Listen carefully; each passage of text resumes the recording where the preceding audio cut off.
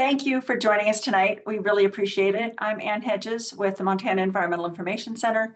And we decided to have this webinar to try to talk about, the agency that we have as organizations, at least, to fight back against the current moment in time.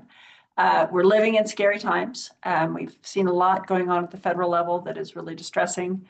The state level has been distressing for a little while. And so we have been working together, MEIC, together with many, many partners, but especially the Western Environmental Law Center and Earthjustice, to try to push back in one of the most effective ways we can at the moment, and that's through the courts. We have a very large docket, and we are forever grateful that our nonprofit law firms bring expertise, just amazing expertise and strategy to the table to allow us to move forward in a lot of different venues and fight the deregulation that is going on at the federal level, from coal to oil and gas to just about everything else. We are seeing entities really try to push back against past actions that were intended to protect public health, protect our public lands, and protect our waterways. And we're seeing, absolute threats coming from the federal government to all of those things, plus so much more. So we're just going to run through, have Jenny Harbine with Earthjustice and Melissa Hornbein with Western Environmental Law Center talk about some of the work that they are doing to try to push back against all of the anti-democratic actions that are occurring at the federal level. And then we can talk a little bit about some of the pivots we are making together to try to meet the moment in time. So we'll start by laying the groundwork for all the hard work that our attorneys are doing on MEIC's behalf, but also on behalf of many, many organizations all over the country, as well as the people of this country who deserve better than what we're getting now. So with that, I am going to turn it over to our attorneys. And whoever wants to go first.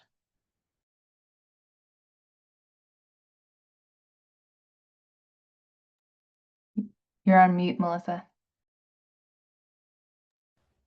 Of course I am, because I do that regularly. Hi, everyone. Melissa Hornbein with the Western Environmental Law Center. I'm based in Helena. Thanks to MEIC for putting this on, and to all of you for showing up late on a Thursday afternoon. I'm going to kind of set the stage, and I think we're going to kind of talk about the depressing things first in terms of what's happening and what's happened over the last 10 months, 11 months now. And then hopefully get into some of the more hopeful topics of what we're doing to try and address what's happening in this country, especially in the context of energy permitting and fossil fuel actions. So I'm going to start with that. And as many of you probably know and remember very well, this second Trump administration really came in with a bang, releasing multiple executive orders on his first day in office, January 20th. And those were followed by numerous department and agency actions that were taken to implement those executive orders. And the ones that we are most focused on are the ones that really kind of fast track fossil fuel permitting and development. So just starting with kind of the big executive orders that really got this ball rolling. On the first day, President Trump declared a national energy emergency. Of course, that energy emergency only applies to a presumed scarcity of fossil fuel-based energy sources, not renewables, as we'll get into here in just a few moments. But it basically declared a national policy of developing, maximizing, and expediting fossil fuel permitting, extraction, and development. There was also the Unleashing American Energy Executive Order that sort of further established this policy of energy exploration and development, and particularly on federal public lands. And it also directed the elimination of really important regulatory barriers There were a number of other executive actions directed at energy development, oil and gas development, in particular in Alaska. In April, following on the executive order establishing a presumed energy emergency, the Department of the Interior took some really important steps in furtherance of that executive order, establishing what they called alternative procedures for NEPA implementation, the National Environmental Policy Act, aimed at really fast tracking permitting for oil, gas, coal, and other extractive industries, and shortening timelines for NEPA procedures such as environmental assessments and environmental impact statements to 14 and 28 days respectively, which is just like unimaginably short for these documents that can often take 2, 3, 4 years to prepare and to do due diligence on the potential impacts of major federal actions on the environment. Then later in the year, the Department of Interior announced the opening of about 13 million acres of federal lands for new coal leasing. That was in September of this past year. And it's basically kind of been a spate of actions all aimed at really just maximizing fossil fuel development. And an important aspect of all of those is what the administration would refer to as reforms, what we refer to as the gutting of the National Environmental Policy Act. I'm going to go into a little bit more detail on that on the next slide, but suffice to say that all of these actions aimed at expediting and maximizing fossil fuel development were accompanied by corresponding regulatory reductions in oversight that would allow those actions to go forward. There was also the Big Bad Bill. I refuse to call it by its official name, the Budget Reconciliation Act, which also further expedited fossil fuel permitting. Specifically, it kind of maximized and set thresholds for both onshore and offshore oil and gas leasing over the next decade. It set minimum thresholds for requiring the Bureau of Land Management and the Bureau of Ocean and Energy Management to offer minimum acreages for both onshore and offshore leasing. It rolled back royalty rate increases that had been implemented under the Biden administration through the IRA. And it also rolled back regulatory provisions that had put in place higher royalty rates so that Americans would actually get reimbursed for the exploitation of their public lands. It reimposed non-competitive oil and gas leasing, which was something else that had been done away with under the IRA by the Biden administration.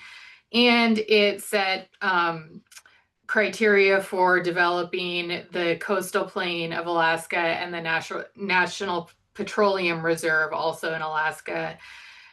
And then finally, as if that weren't enough, the Reconciliation Act also rolled back a number of incentives, tax incentives, and renewable energy development incentives in the Inflation Reduction Act. And in addition, as I will talk about more on the next page, also amended NEPA, kind of further compounding many of the issues that the Trump executive orders had already put in place. And then additionally, as if all of that weren't bad enough, this Congress under the Trump administration has done its best to undermine actions that the Biden administration took that were really quite progressive on climate and energy development on public lands, and particularly with respect to Bureau of Land Management resource management plans. There are a couple very close to home, the Miles City and Buffalo resource management plans that, after more than a decade of litigation by both Earthjustice and WELC, the Biden administration had responded to those cases by closing the entire Powder River Basin to future coal leasing. The Trump administration is in the process of revisiting those decisions to open those areas back up. But in the meantime, Congress basically repealed those resource management plans under a device called the Congressional Review Act, which I think none of the agencies and probably not even Congress itself had intended to apply to these types of plans. But the Office of Management and Budget issued an opinion indicating that these plans were subject to the Congressional Review Act, and that allowed the Republican majority in Congress to roll these plans back and open those areas to additional coal leasing and development. And with that, I'm going to pass it over to Jenny to talk about mercury and air toxics and other things like that. Yeah, I guess I get to pick up on the pep talk. But I think so I'm Jenny Harbine with Earthjustice. Thanks to Katie and Ann for inviting Melissa and I here to share some of the work we do in partnership with you all. I think I'm gonna invert my bullet points and follow up on what Melissa was just talking about with what we're calling a coal leasing victory.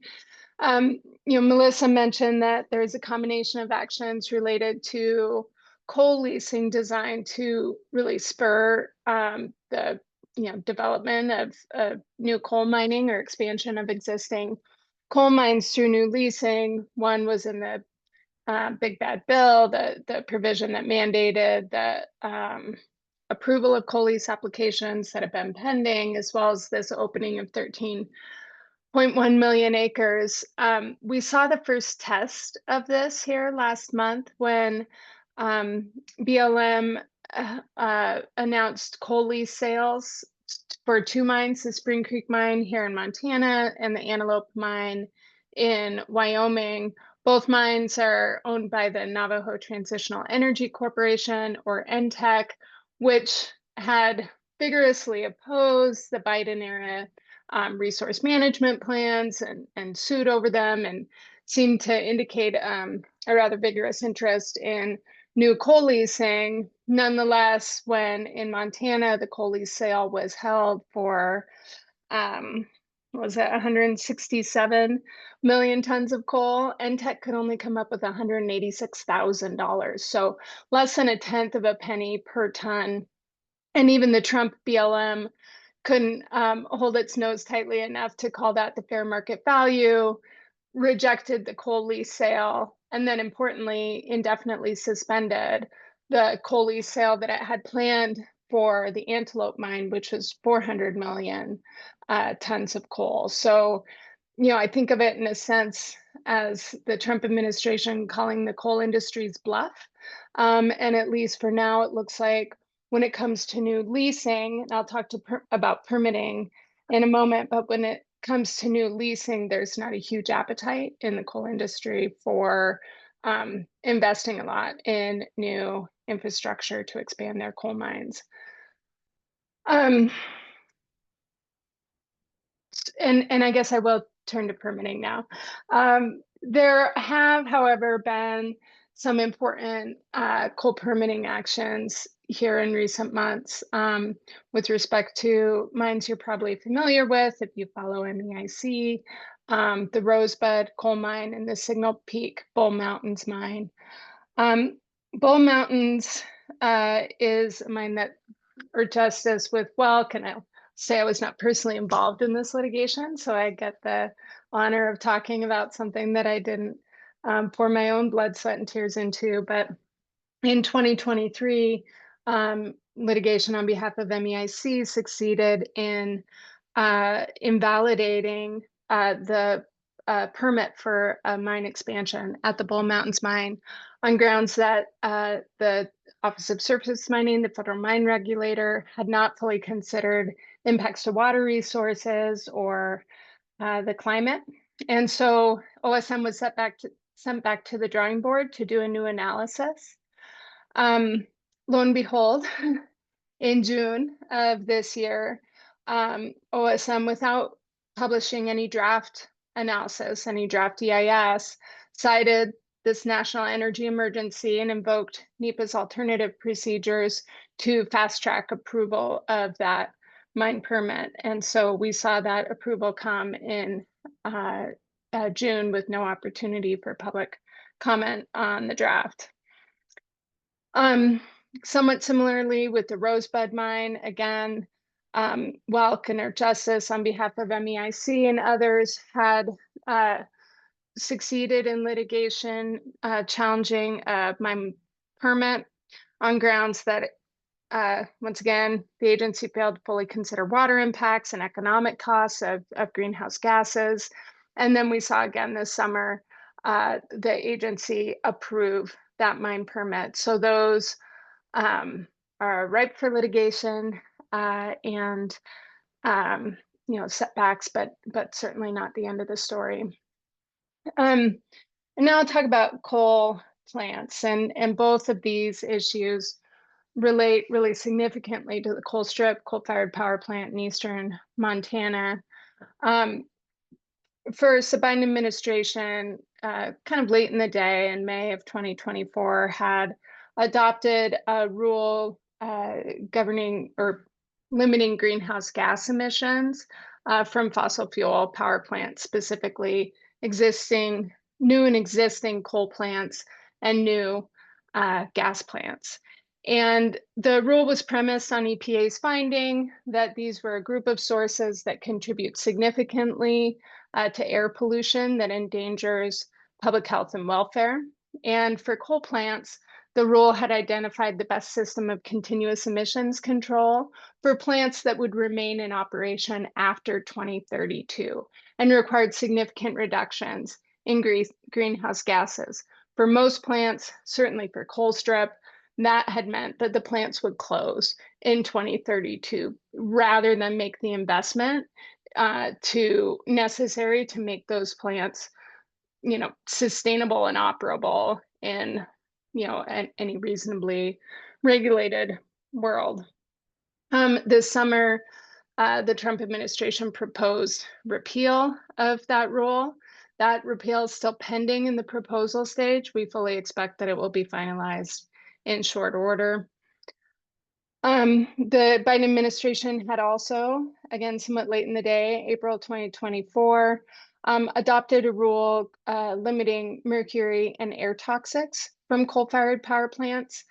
This was an existing rule that EPA strengthened in 2024, and it extended the mercury standard to apply to new kinds of coal plants. So specifically lignite plants, which are what we see in North Dakota that burn lignite coal, very dirty, for that reason had been exempted from this so-called MATS rule, mercury standard.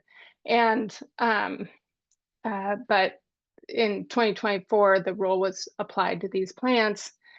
The rule also strengthened the standard for particulate matter, which serves as a surrogate for acid gas or non-mercury metals from coal plants.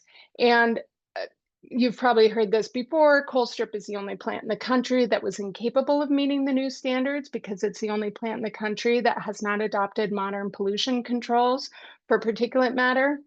That rule had a compliance date of 2027, and Colstrip would have had to invest significantly in order to meet it, but meeting it, importantly, would have meant better public health outcomes for folks in the Colstrip community.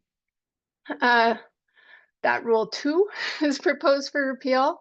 The first step was that President Trump invited coal plant owners to seek an exemption for 2 years from those rules. Of course, the owners of Colstrip did that and obtained that exemption along with 67 other coal plants. And now that rule 2 is pending repeal, and hundreds of pages of technical and legal comments are sitting before EPA, and we'll see what they do with them, but fully expect that rule to be repealed as well.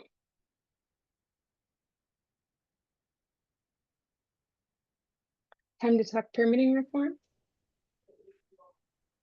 So I'm going to go over sort of this larger bucket of what is being termed permitting reform. It's really, what's happening is really more like deregulation. But I'm going to start with what's been done to NEPA, try and give a little bit of an overview of what we think we can do in response, and then get into the permitting reform issue.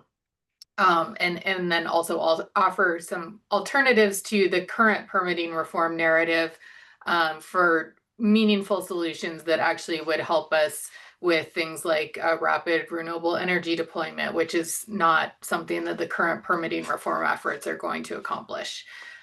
So the dismantling of NEPA really started on January 20th of 2025 with Executive Order 14154. That was the Unleashing American Energy Executive Order that did a whole lot to facilitate fossil fuel development, but it also did some really important things with regard to the National Environmental Policy Act. The first of those things was that it rescinded an earlier executive order issued by President Carter that had given this body called the Council on Environmental Quality regulatory authority under the National Environmental Policy Act. So it had given CEQ the ability to make rules under NEPA for agencies to follow. And that was a really important move that happened in 1978. It came after NEPA had been in effect for about 6 years. And during those 6 years, there had been varying degrees of chaos as different federal agencies sort of implemented their own versions of NEPA regulations. There was a lot of conflict between various agency procedures and regulations, and conflicting judicial precedent had resulted. And so that was sort of the impetus for giving CEQ rulemaking authority in the first place. CEQ as a body essentially created by the NEPA statute, and it made sense to sort of centralize rulemaking authority under the CEQ. So through Executive Order 14154, Trump basically stripped CEQ of that rulemaking authority and directed CEQ to rescind its own NEPA regulations and direct agencies to develop their own quote unquote NEPA implementing procedures. CEQ went ahead and did that. It issued what was called its rescission rule in April of 2025. And at that point, there were basically no NEPA regulations governing agency implementation of NEPA. In the meantime, the One Big Ugly Bill had passed, and that had also implemented some amendments to NEPA. Amazingly, NEPA had survived basically untampered with for more than 40 years until the Inflation Reduction, not the Inflation Reduction Act, the Infrastructure Act in 2023. That statutory enactment by Congress sort of saw the first actual statutory revisions to NEPA. The One Big Ugly Bill Act went further than those amendments, which had basically put kind of timelines and page limits on EAs and EISs in the name of speeding up the permitting process. The One Big Ugly Bill, the reconciliation bill, inserted basically a pay-to-play provision in NEPA, saying that if an applicant for a federal action, a project requiring federal approval, wants to pay 125% of the cost of doing the NEPA for that project, they can do that. They can basically oversee the NEPA process themselves, and they can also do it on a shortened timeline. So 180 days for an environmental assessment versus a year under the prior version of the NEPA statute, or a year versus 2 years for an environmental impact statement. So we're seeing shortening of the timelines, narrowing of the scope of what actually is subject to the National Environmental Policy Act and the public review that goes along with it. Then what happened next was that in May, the U.S. Supreme Court issued its decision in a case called the 7-County Infrastructure Coalition versus Eagle County, Colorado. And many of you may be familiar with this case. I'm going to just treat it very lightly, but essentially the U.S. Supreme Court said two things with respect to NEPA. One is that it is quote unquote purely procedural. So it should not be allowed, according to Justice Kavanaugh, to sort of impinge on the ability to develop federal projects. And then secondly, what the court said in 7-County was that in interpreting the National Environmental Policy Act, unlike any other statute, agencies are entitled to what is called extreme deference. So agencies get to decide how to implement NEPA, and courts are not supposed to second guess that.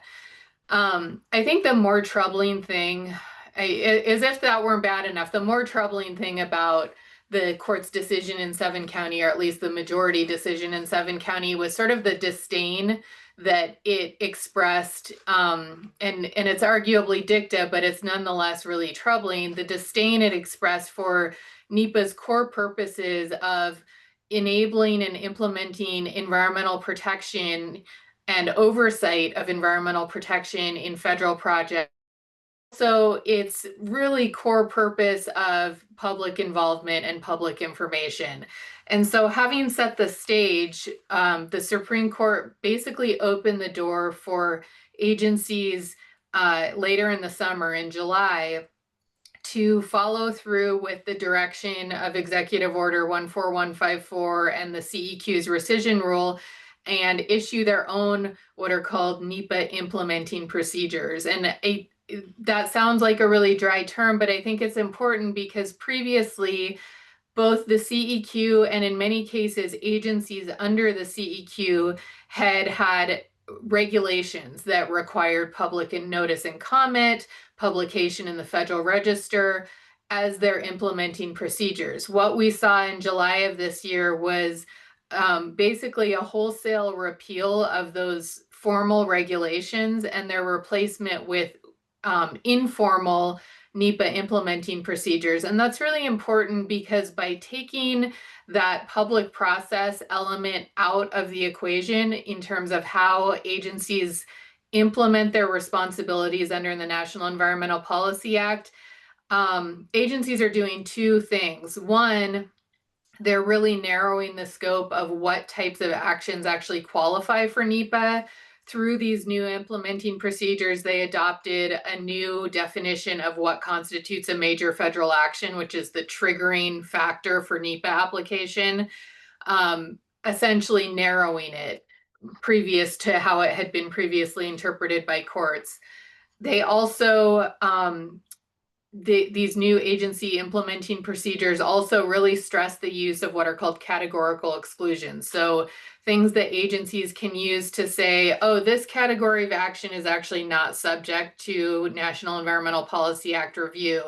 And almost uniformly, these proposed implementing procedures by basically every agency across the federal government emphasize the importance of using categorical exclusions whenever possible. They allow for the so-called stacking of categorical exclusions. So if one agency has a CE that it wants to use, but it sees like over here, oh, the USDA has this other CE that I could apply to my situation, they're allowed to stack those categorical exclusions on top of one another, basically narrowing the scope of what is actually subject to environmental review and public notice under NEPA. And then the last thing that really underlies, the last couple of things actually that really underlie all of these agency implementing procedures that is a big departure from the history of how NEPA has been implemented, as well as just the core statutory purposes of NEPA, is that the opportunities for public involvement are much narrower than they have been in the past. In part, that door was basically opened through prior amendments to the statute that said, well, public involvement is required when you issue a notice of intent to prepare an environmental impact statement, and then just being silent on everything else. The agencies have interpreted that to mean in their implementing procedures that they're not required to do NEPA for anything other than a notice of intent to prepare an EIS. And just by way of context, environmental impact statements make up about 2% of all NEPA decisions that agencies do. It is much more common for agencies to do environmental assessments, to use categorical exclusions. And so what this does by saying that the only time you actually have to have any sort of public involvement or notice and comment is for an EIS, is it really narrows the scope of what agencies are required to do. As we've seen these implementing procedures sort of take effect on the ground, some agencies are doing a better job than others of really maintaining a robust public involvement. We have some Forest Service offices, for example, here in Montana that are basically have not changed the way that they approach public engagement for NEPA, but the door has been opened for agencies to do less and less and less in terms of keeping the public involved and informed about decisions that affect the environment. And then finally, because agencies have repealed their NEPA implementing regulations and the CEQ regulations were also repealed, they've replaced them with what they call guidance or handbook guidance, which means that agencies can now amend that guidance through their online handbooks. And yes, those handbooks are publicly available, but there's no notice, there's no opportunity for public comment. And so there's a real ability for agencies to basically amend the way that they approach NEPA application going forward without the public knowing anything about it, unless they are extraordinarily dedicated to kind of keeping an eye on what these agencies are doing. And that's one thing that we've really been advising our partner groups and organizations that we work with to do, is to monitor those agency NEPA websites and really become familiar with the implementing procedures and be aware when changes are made, because they may very well not be published for public notice and comment. So that kind of leaves us in this grim place with respect to the National Environmental Policy Act. But I think one of the things that I've really been wanting to stress with respect to everything that's happened is that sort of out of every disaster, there's a seed of opportunity, right? NEPA had not been amended in a meaningful way until 2023. The amendments that have occurred since then have mostly been relatively minor and have not tampered with the core purposes of the statute, which is for the government to have to look before it leaps in taking actions that affect the environment and to keep the public informed about those actions. So I think there really are some opportunities here, both in the sloppy way that the Trump administration has gone about pulling all of these protections back. That opens up a lot of potential for new legal claims. And I really do think that we're going to find ourselves in a similar situation as existed in the mid-1970s, when agencies were just kind of running wild and implementing their own NEPA procedures. And there was a lot of litigation, there was a lot of judicial confusion that resulted. And I think people are going to realize, in fact, why it was important to have one body with oversight over the implementation of this incredibly important statute. So I think there are some opportunities there. The revisions of NEPA and the NEPA implementing procedures have really been part and parcel of what is being termed in Congress permitting reform efforts. And for those of you who are kind of deep in the weeds on this stuff, these types of efforts go along with the so-called abundance agenda. And what's particularly troubling about this movement of quote unquote NEPA reform or permitting reform is that it's really not about reform. It's about deregulation, but it's something that is getting bipartisan support because there's a narrative that NEPA has been responsible for really slowing down permitting processes, for slowing down important infrastructure, including renewable resources, And so there's been a bipartisan movement towards this sort of abundance movement, permitting reform movement, which is really aimed at further getting NEPA. And an example of that is what's called the SPEED Act. It's currently in Congress. It would further undermine NEPA's public process requirements, timelines under NEPA. It would really circumscribe the opportunities for judicial review. So it would make a lot of decisions that we routinely challenge either non-reviewable, or it would make it harder to challenge them. And that's a real threat. And because there are a lot of Democratic lawmakers who are actually behind and supportive of the SPEED Act, I think it's really important at this point to be very proactive about reaching out to your elected representatives. Of course, we don't have the problem in Montana of Democratic reps who support this movement, but we do have Republicans, and they need to hear from you on the problems with permitting reform. And there are also some counter examples of really effective ways to approach the need to do things like a fast clean energy build out. There's an act currently in Congress called the Cheap Energy Act, and it's really narrowly tailored, focused on implementing a quick build out of transmission, which is one of the huge things that we need for a clean energy build out. And it doesn't trade off environmental protections for facilitating permitting of transmission projects, but it does implement some measures to allow those projects to get their permits more easily than they have in the past. So I think there are options for effective quote unquote permit reform, but what we're seeing in Congress right now is not those things. MEIC has also done a lot of great work on the transmission issue. They recently held a transmission webinar, and I'd love to invite Anne to just speak to that as well.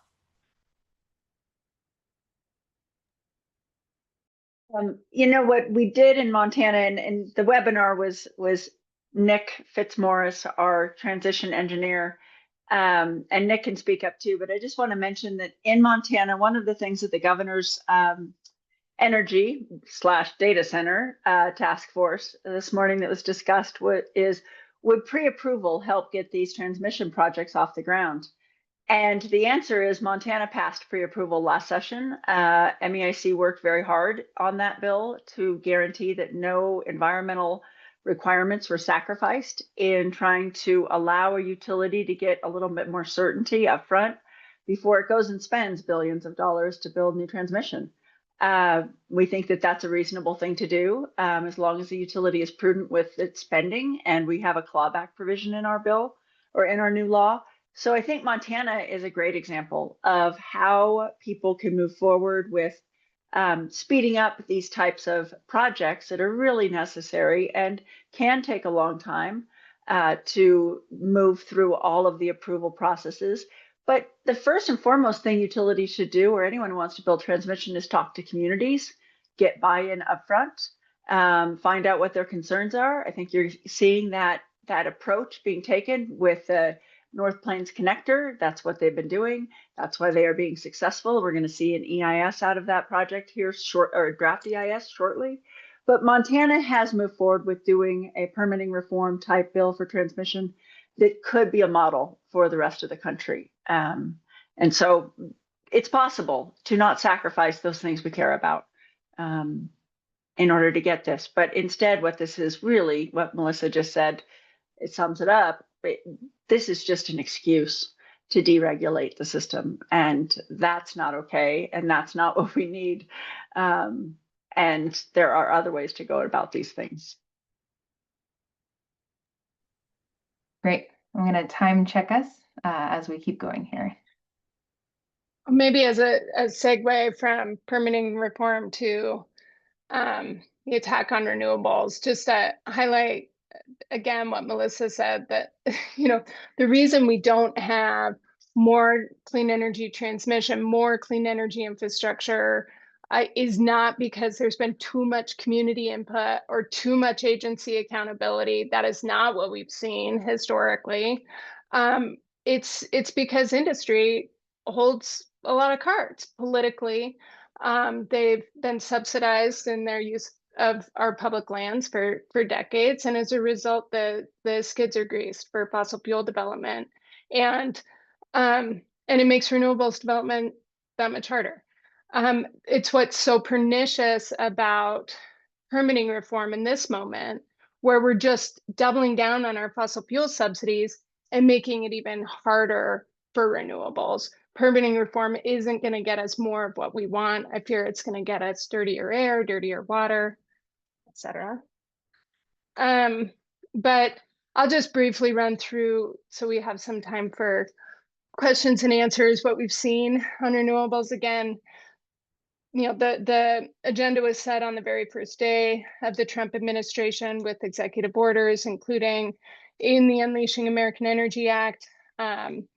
The administration immediately suspended disbursements under the Inflation Reduction Act and the Infrastructure Investment and Jobs Act for clean energy projects, NEVs. Another first day order immediately suspended consideration of any offshore leasing and permitting for wind projects. And then every day since, this administration has just been implementing that policy. Again, Melissa talked about the big bad bill, canceling energy tax credits for solar and wind. It took the Treasury Department, no more than a couple of weeks before it began implementing that bill. On August 1st, the Interior Secretary issued an order. It's been referred to as the project density policy, relating to the use of our federal public lands and offshore areas, and requiring, this is almost too bizarre, but requiring energy projects to meet like an energy, like megawatts per acre threshold in order to qualify for leasing and permitting on federal lands. And it's just like it turns out the most energy dense resource that could be used on federal lands is nuclear. So I guess we're favoring nuclear on public lands over wind or solar because of their larger footprint and lower relative megawatt per acre. Also in August, EPA canceled $7 billion in Solar for All grants that were enabled by the Inflation Reduction Act. That includes $135 million for a 14 tribe coalition of Northern Plains tribes. And that grant had $7.5 million for the Northern Cheyenne tribe to implement rooftop solar, extending solar power and reducing energy burden for more than 100 additional households. That funding that the tribes had counted on is just gone. I'll say a lot of, there I think 3 court cases now challenging the cancellation of these Solar for All grants. We still have hope in the courts that some of that funding can be restored. And then throughout this last year, including just as recently as a few weeks ago, federal agencies have been terminating grant awards, again, under the Inflation Reduction Act, Department of Energy, EPA, the Department of Energy has terminated awards for grid updates, energy efficiency and renewable programs, and just billions of dollars in loan guarantees for transmission projects that are absolutely essential for the development of and deployment of new solar and wind energy. And I'll turn it over to you. Or Katie, are you next? Sorry. And you're on mute though. Did you have something you wanted to say? I was going to pivot to say a little bit about nuclear, since Jenny talked about how we're really at the federal level, they're trying to move us towards nuclear, but make no mistake about what they're doing. There are 4 executive orders that are intended to change the purpose of the NRC, the Nuclear Regulatory Commission, from keeping us safe to expediting projects. They have mandated the expedited approvals for 4 nuclear projects in the next year. They want them by the end of or sometime in 2026, prioritizing nuclear expansion as a tool for national security. And one of the things that we just submitted comments on is there's a move at the Nuclear Regulatory Commission to change the threshold for radiation that is allowed. There's a huge push going on right now to try to increase the level of radiation that is allowed to occur in communities from nuclear activity. And not only that, but they are trying to create a baseline by which they are assuming that radiation will not be harmful. So this is something they tried back in 1986, and they made it even worse in 1990, and Congress stepped in 1992 to say nuclear radiation is always harmful. And there's no better speech that was made in the Montana legislature than one by Dr. Ron Erickson. Many of you in Missoula know him.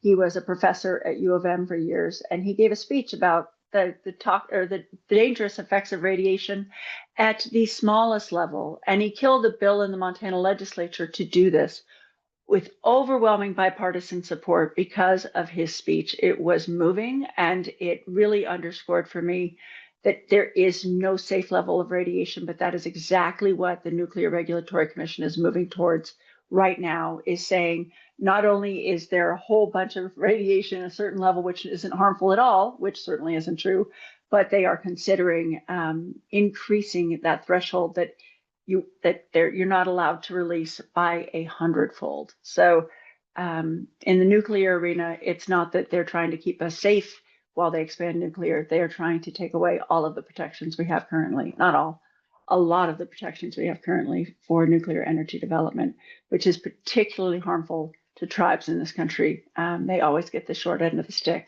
when it comes to uranium development in particular. All right. Over to me. I'm Katie Spence. I'm the Communications and Engagement Director for MEIC. And I quickly wanted to talk about a couple of items close to my comms and organizing heart. The first of which is the term critical minerals. So in the last couple of weeks, a few additional items have been added to the critical minerals list, including metallurgical coal, uranium, copper, and other items that don't meet the criteria of being essential to economic or national security. And I just want to encourage folks, when you hear that term, to be skeptical, because it is a catch-all term. It's extremely fluffy. And when federal agencies, when you hear that term coming from federal agencies, they want you to think energy transition. They want you to think these are items that are essential to, going green or energy technology. But it's just as likely that they're used in defense technology. And so it's a term that is used to rubber stamp these large projects that pollute without sufficient guardrails to protect communities, ecosystems, and indigenous sites as well. And so as a comms person, every time I see that, I have this thing in my head that rings. And then the other thing I wanted to talk about briefly is a memorandum that came out of the White House on September 25th. I'll put it in the chat here. It has a really scary title, and that's on purpose. It is a memorandum. It doesn't establish any new laws. It doesn't change anything. It's about intimidation. But what it says is it's directing recipients to use tools that already exist to aggressively target non-governmental organizations, nonprofits, all nonprofits, any nonprofit that doesn't agree with the status quo, that holds the power. And so this is something we've been monitoring as a nonprofit all year, because we heard that this could come down earlier this year as an executive order. And it didn't come down as an executive order. It only came down as a memorandum, essentially a scary sticky note. But what we want folks to take away from this is that, like, we as MEIC stand in solidarity with all nonprofits. I've been to several meetings. We've had lots of conversations with our partners and other groups about this. And when you think of this, it's not just environmental nonprofits like the folks here on this call. A nonprofit is Big Brothers Big Sisters, United Way, churches, organizations that serve communities. And so if something started to move on this, We just want everyone to know we stand in solidarity with nonprofits, and we hope that you all stand in solidarity with us. Again, it sounds really scary, but I think there's a lot of groups working together on this to resist this. And this is what makes us strong, is standing together. And did you have anything to add on any of that? Okay. No, the idea that uranium is a critical mineral is the jaw dropping, but go ahead. And metallurgical coal. I know. But yeah, and will you talk about what we're doing and what folks here on this call can do? Yeah, you know, that we don't want to leave you thinking that we have no agency, we have no ability to do anything about the horror show that's going on at the federal level. We are doing something, and we are working together with so many different partners and our members to keep track. First off, to monitor and educate. One of the most important things we can do is find out what's going on, pay attention, inform people, and make sure that we get people up to speed so they can participate in public processes that do still exist. So that is critical. And if you hear of something that you think we should know about, feel free to pass it our way. You know, there's a lot going on. It's very difficult to keep up. We are doing our best. We have this amazing team in WELC and Earthjustice helping us do so, in addition to just dozens and dozens and dozens of partners across the country. But don't assume we know things, because it is hard. But what we're really pivoting to is really focusing a lot on state proceedings and places where we can make impact on the ground in our communities right now. So we are trying very hard to push Northwestern towards renewable energy investments, AKA low cost electricity, lower than fossil fuels, lower costs than fossil fuels. The cheapest energy sources first are the ones you don't need at all. The next cheapest energy sources these days are renewable energy. It's solar, it's wind, it's solar, wind plus batteries. There are so many ways to do this in a lower cost method. But Northwestern is coming forward with an IRP, an integrated resource plan, in the coming months, and we expect there will be public hearings in the month of January. We will let you know when those are going to occur, because it's time to speak up and talk about the future we want, not the one that makes Northwestern the most money. So we will be helping to educate you, holding a webinar that kind of deciphers what Northwestern's plan is, and trying to get you able to participate in those proceedings.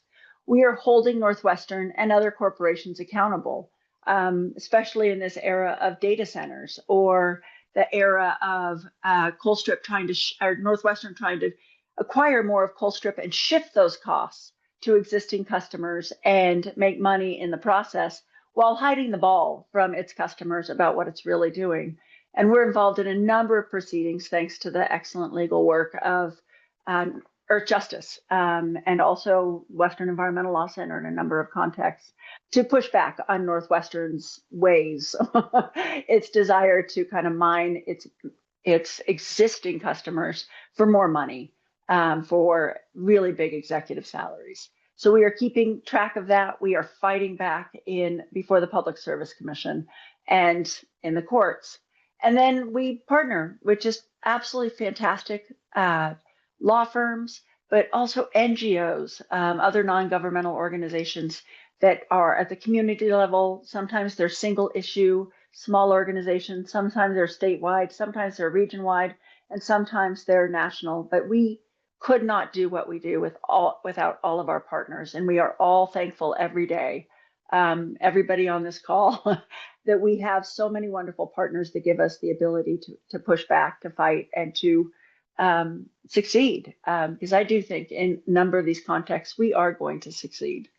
But what you can do, pay attention to MEIC's alert system that Katie puts a lot of time and energy into, to make sure that you are informed and ready to participate when the time arrives. So the upcoming IRP process in particular, we're about to have the PSC decide the rate case next week.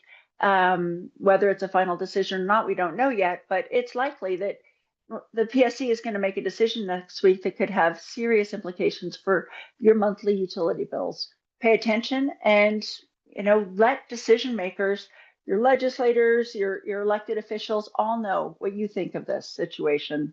And we're monitoring and fighting water permits and mining permits. I can't tell you how much litigation we have on these issues, thanks to our wonderful partners.